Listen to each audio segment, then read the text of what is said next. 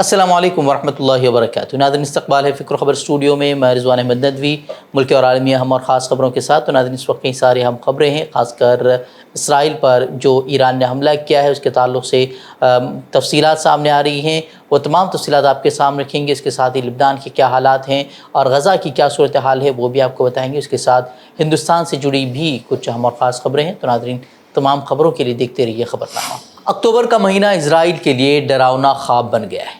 गज़ा और लिबनान में तबाही मचाने वाली सह्यूनी हुकूमत को कल ज़ोर का झटका लगा है। बड़ी मुद्दत से बड़ी शिद्दत के साथ इस्माइल हनिया की शहादत का बदला या जवाबी कार्रवाई कहें, उसकी तवक्को की जा रही थी। और अब जबकि उसमें कई और नाम जुड़ गए थे तो वो हमला कल रात ईरान ने कर दिया है।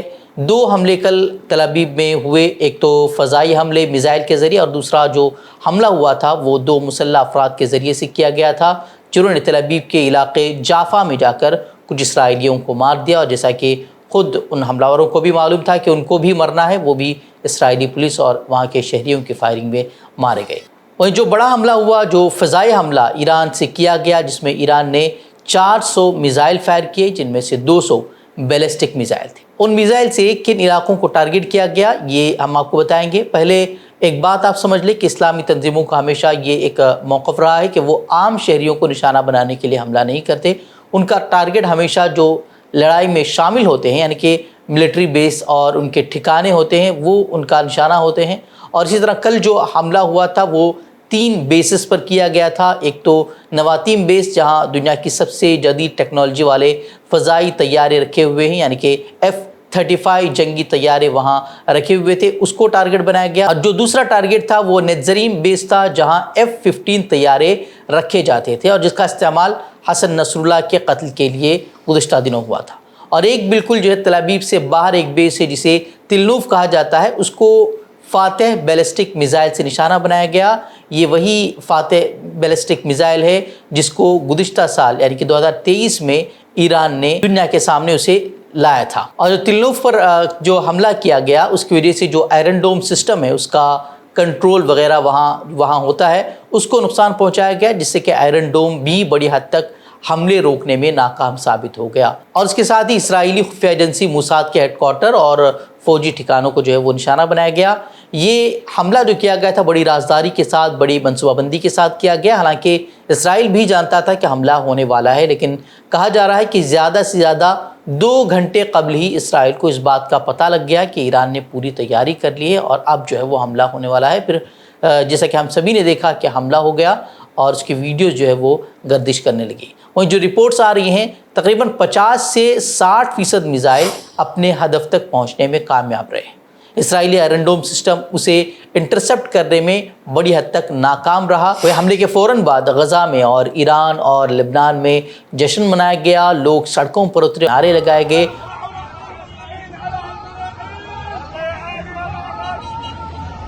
उन फ़लस्तीनियों के चेहरों पर भी खुशी के आसार थे जो कि रोज़ाना इसराइली बमबारी का सामना कर रहे हैं, जहां मासूम बच्चे, ख़वातीन, नौजवान, बूढ़े जो है वो मारे जा रहे हैं। वही रद्द-ए-अमल की अगर बात करें तो ईरान ने उसे इस्माइल हनिया और हिज़्बुल्लाह की क़यादत को निशाना बनाने का उसे बदला करार दिया।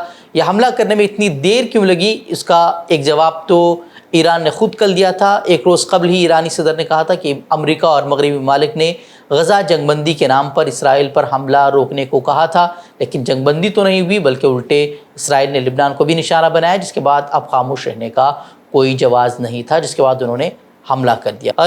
ईरान ने साफ कर दिया है कि ये कोई जंग का बिगुल नहीं है बल्कि एक जवाबी कार्रवाई थी और अब हमने बदला ले लिया है और अब इसराइल को भी कोई कार्रवाई करने का कोई हक़ नहीं है। उन्होंने कहा कि अगर उसके बावजूद इसराइल हमला करता है उसके साथ सख्ती से निपटा जाएगा। उन्होंने साथ ही अमेरिका और यूरोपीय ममालिक को भी ख़बरदार किया है कि अगर कोई भी मुल्क इसराइल की हिमायत में अपनी बराह रास्त फ़ौजी मुदाखलत करता है तो फिर उनके लिए भी अंजाम अच्छा नहीं होगा।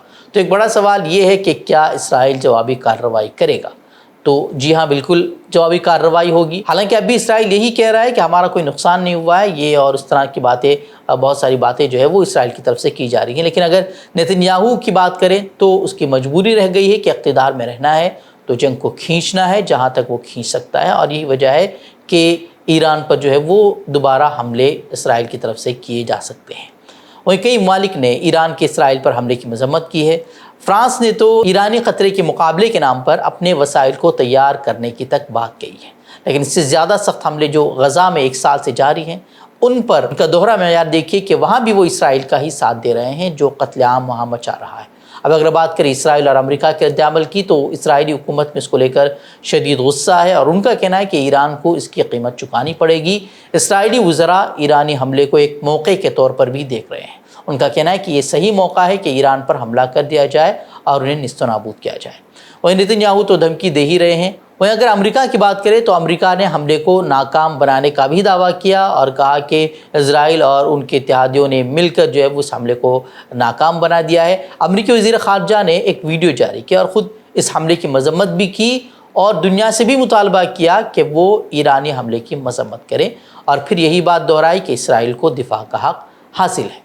ایک بڑی بات آپ کو بتا دیں کہ جو امریکہ نے بحیر احمر میں جنگی بیڑے تعینات کیے ہوئے ہیں ان میں سے کسی نے بھی کسی بھی ایرانی میزائل کو نہیں روکا ہے، حالانکہ پہلے جو حملے ہوئے تھے تو اس وقت وہ ان میزائلوں کو روک دیتے تھے۔ اب یہ کیوں ہوا، یہ بھی ایک سوال ہے۔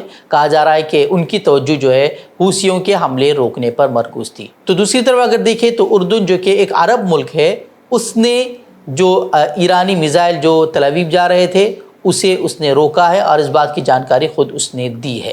وہیں روس نے مشرق وسطیٰ میں کشیدگی میں اضافے کا ذمہ دار امریکہ کو ٹھہرایا ہے اور اسے بائیڈن انتظامیہ کی مکمل ناکامی قرار دیا۔ تجزیہ نگاروں کا بھی یہی ماننا ہے کہ اب امریکہ کو اسرائیل کو جواب دہ ٹھہرانا چاہیے۔ اگر ایسا نہیں ہوتا تو پھر جنگ پورے خطے تک پھیل جائے گی، ایک کے بعد ایک ملک اس میں جڑتے چلے جائیں گے، تو پھر اسے روکنا جو ہے، اس جنگ کو روکنا ناممکن ہو جائے گا۔ تو ہر کسی کے مفاد میں یہی ہے کہ امریکہ اسرائیل کا ساتھ چھوڑ دے اور اسے جنگ بندی کے لیے منا لے۔ لیکن یہ بات بھی ہے کہ امریکہ میں انتخابات ہیں تو جو بائیڈن انتظامیہ کی ایک مجبوری یہ بھی بنی ہوئی ہے۔ حالانکہ اس ٹیکٹک کا جو بائیڈن کو فائدہ کتنا ملے گا یہ بھی اپنے آپ میں ایک سوال ہے۔ یہ تو رہی بات ایران کے حملے کو لے کر۔ تو وہیں اگر بات کریں لبنان اور غزہ کی کہ وہاں کیا ہو رہا ہے، تو لبنان کے کئی علاقوں میں اسرائیلی حملوں میں 24 گھنٹوں کی اگر بات کریں تو اس دوران 55 افراد شہید ہوئے ہیں اور 156 افراد زخمی ہوئے ہیں۔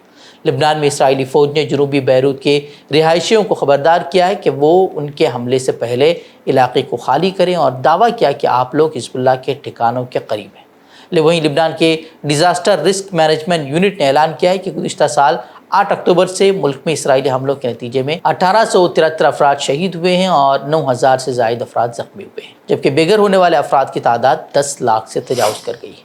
وہیں لبنان میں دراندازی کی اسرائیلی کوشش کو حزب اللہ کے جنگجوؤں نے جو ہے وہ ناکام بنانے کا دعویٰ کیا ہے۔ کہا جا رہا ہے کہ جو اسرائیل کی زمینی فوج جو ہے پیدل جو وہاں لبنان میں داخل ہونا چاہتی تھی اس کی حزب اللہ کے ساتھ جھڑپ ہوئی ہے اور جس کے بعد انہوں نے انہیں باہر کھدیڑ دیا ہے۔ وہیں غزہ کی اگر بات کریں تو جنوبی غزہ کے خان یونس میں گھروں پر اسرائیلی حملوں کے بعد 30 فلسطینیوں کی لاشیں برآمد ہوئی ہیں۔ وہیں غزہ شہر کے ایک انسٹیٹیوٹ پر اسرائیلی فضائی حملوں میں کم از کم 10 فلسطینی شہید ہوئے ہیں اور وہاں جاری قتل عام پر امریکہ اس کے اتحادی مکمل طور پر خاموش ہیں۔ تو ناظرین بڑھتے ہیں ملک کی خبروں کی طرف۔ اتر پردیش کے بعد ہماچل پردیش اور اب ملک کی راجدھانی دہلی میں بھی دکانوں پر نام ظاہر کرنے کا معاملہ روشنی میں آیا ہے۔ بی جے پی کے ایک کونسلر نے اپنے حلقے میں موجود مسلم دکانداروں کو اپنے دکانوں پر مسلم نام لکھنے کی سخت ہدایت دیتے ہوئے دھمکی دی ہے کہ اگر وہ ایسا نہیں کریں گے تو دکان نہیں چلنے دے گی۔ اس سلسلے میں ایک ویڈیو بھی جو ہے وہ سوشل میڈیا پر وائرل ہو رہی ہے۔ اس ویڈیو میں دیکھا جا سکتا ہے کہ دہلی کے ایک کونسلر نے کھلے عام مسلمانوں کو وارننگ دیتے ہوئے کہا کہ اگر انہوں نے اپنی دکانوں پر اپنے اصلی مسلمان نام نہ لکھے تو ان کی دکانیں بند کر دی جائیں گی۔ میں کیا نام ہے التم خان، آپ مسلم ہو نا، مسلمان ہو نا، تو تومر ہندو نام تو رکھا ہوا ہے؟ نہیں، آپ کے میں ہے تو اپنا آگے کا نام رکھو نا، اسلم رکھو۔ یہ تومر نام ہٹا دینا کیوں؟ ہندوؤں کی بستی میں کام کر رہے ہو، کم سے کم مسلمان نام لکھنا چاہیے نا، مسلم ہو تو بولنا مسلم۔ واضح ہے کہ یہ ویڈیو ایک خطرناک روش کی نشاندہی کرتی ہے جو مسلمانوں کے خلاف نفرت کو فروغ دے رہی ہے۔ یہ ویڈیو خود بی جے پی کونسلر نے اپنے سوشل میڈیا اکاؤنٹ ایکس اور فیس بک پر شیئر کیا ہے۔ خیال رہے کہ یہ ہندوتوا تنظیموں کی جانب سے مسلمانوں کی معاشی بائیکاٹ کی ایک مہم کا حصہ ہے جو اتر پردیش کے بعد دھیرے دھیرے دوسرے علاقوں میں جو ہے دوسری ریاستوں میں زور پکڑتی جا رہی ہے۔ وہیں پونے میں آج صبح ایک ہیلی کاپٹر حادثے کا شکار ہو گیا جس میں 3 افراد کی موت واقع ہو گئی۔ حادثہ صبح 6:45 بجے کے قریب ہوا جب ہیلی کاپٹر آکسفورڈ گلف کلب کے ہیلی پیڈ سے اڑان بھرنے کے کچھ دیر بعد گر کر تباہ ہو گیا۔ حادثے کے وقت علاقے میں گھنی دھند چھائی ہوئی تھی، جو کہ ممکنہ طور پر حادثے کی ایک بڑی وجہ بتائی جا رہی ہے۔ مرنے والوں میں 2 پائلٹ تھے اور 1 انجینئر شامل تھے۔ سول ایویشن کے افسران ابھی حادثے کی وجوہات کی تفتیش کر رہے ہیں، جس کے بعد اس کی تفصیلات سامنے آئیں۔ کرناٹک میں جاری سیاسی ہلچل کے درمیان بی جے پی رکن اسمبلی بسن گوڑا پاٹل کے لیے بری خبر سامنے آئی ہے۔ ایک طرف وزیر اعلیٰ سدھرمیا کے خلاف ای ڈی کی کارروائی سے ہلچل مچی ہوئی ہے، تو دوسری طرف بسن گوڑا کے ایک بیان نے اس ہلچل میں مزید اضافہ کر کے رکھا ہوا ہے۔ مبینہ طور پر دیے گئے اپنے بیان میں بسن گوڑا نے کہا کہ کرناٹک میں حکومت کو غیر مستحکم کرنے کے لیے 1000 کروڑ روپے رکھے گئے ہیں۔ اس معاملے میں اب ان کے خلاف ایف آئی آر درج ہو گئی ہے۔ قابل ذکر ہے کہ کرناٹک کانگریس کے لیڈران بی جے پی رکن اسمبلی بسن گوڑا کے اس بیان کا تذکرہ کر رہے ہیں۔ اس میں انہوں نے یہ بھی کہا تھا کہ ان کی پارٹی کی مرکزی قیادت اور اراکین اسمبلی اس طرح کی کسی بھی مہم اور اراکین اسمبلی کی خرید و فروخت کے خلاف ہیں۔ یہ حکومت اپنے آپ ہی گر جائے گی، اس طرح کی بات بھی انہوں نے کہی، لیکن وہ بات بھی انہوں نے کہی کہ 1000 کروڑ روپے مختص کیے گئے۔ بہرحال کرناٹک کانگریس صدر اور نائب وزیر اعلیٰ ڈی کے شیو کمار کا کہنا ہے کہ میں نے ریاستی کانگریس کی ایک میٹنگ طلب کی ہے۔ بی جے پی نے ہماری حکومت کو گرانے کے لیے 1200 کروڑ روپے رکھے ہیں۔ اس بارے میں ہم اپنی قانونی ٹیم کے ساتھ تبادلہ خیال کریں گے۔ لداخ سے دہلی آنے والے ماحولیاتی کارکن سونم وانگچک کو دہلی سرحد پر حراست میں لینے کا معاملہ اب ہائی کورٹ پہنچ گیا ہے۔ منگل کو ایک وکیل نے چیف جسٹس منموہن کی سربراہی والی بینچ کے سامنے سونم وانگچک کی رہائی کا مطالبہ کرتے ہوئے عرضی دائر کی۔ عدالت نے اس درخواست کی سماعت 3 اکتوبر یعنی کہ کل کرنے کا فیصلہ کیا ہے۔ ہائی کورٹ نے کہا کہ اگر عرضی گزار کی جانب سے تمام دستاویزات دوپہر 3:30 بجے تک داخل کیا جاتا ہے تو اس معاملے کی سماعت 3 اکتوبر کو ہوگی۔ وہیں 30 ستمبر کو سونم وانگچک کا قافلہ جو تقریباً 120 افراد کے ساتھ پیدل لیہ سے دہلی آ رہا تھا، اس کو دہلی کی سندھو بارڈر پر روک دیا گیا اور پھر انہیں حراست میں لیا گیا۔ وہ دہلی کے راج گھاٹ پر مہاتما گاندھی کی سمادھی پر احتجاج کرنے آ رہے تھے۔ وہیں دہلی پولیس نے 6 دنوں کے لیے انڈین جوڈیشل کوڈ کی دفعہ 163 کو نافذ کر کے کسی احتجاج کی اجازت دینے سے صاف طور پر انکار کیا ہے۔ تھائی لینڈ میں ایک دردناک حادثہ پیش آیا ہے، جہاں 44 اسکولی بچوں اور اساتذہ کو لے جا رہی ایک بس میں اچانک آگ لگ گئی۔ آگ نے دیکھتے ہی دیکھتے خوفناک شکل لے لی، جس کی زد میں آنے سے تقریباً 25 افراد کی موت واقع ہو گئی ہے۔ مہلوکین کی تعداد میں مزید اضافہ ہو سکتا ہے، کیونکہ زخمیوں میں کچھ کی حالت سنگین بنی ہوئی ہے۔ اس بارے میں کچھ بھی پتہ نہیں چل سکا ہے کہ بس میں آگ کیسے لگی۔ پولیس نے اب تک 16 طلباء اور 3 اساتذہ کو علاج کے لیے اسپتال میں داخل کرا دیا ہے۔ تو ناظرین، خبریں مزید خبروں کے لیے آپ ہمارے ویب سائٹ www.fikrkhabar.com پر ضرور کر سکتے ہیں۔ ویڈیوز کے لیے ہمارے یوٹیوب چینل کو سبسکرائب کریں۔ تو ناظرین اجازت دیں، السلام علیکم ورحمۃ اللہ وبرکاتہ۔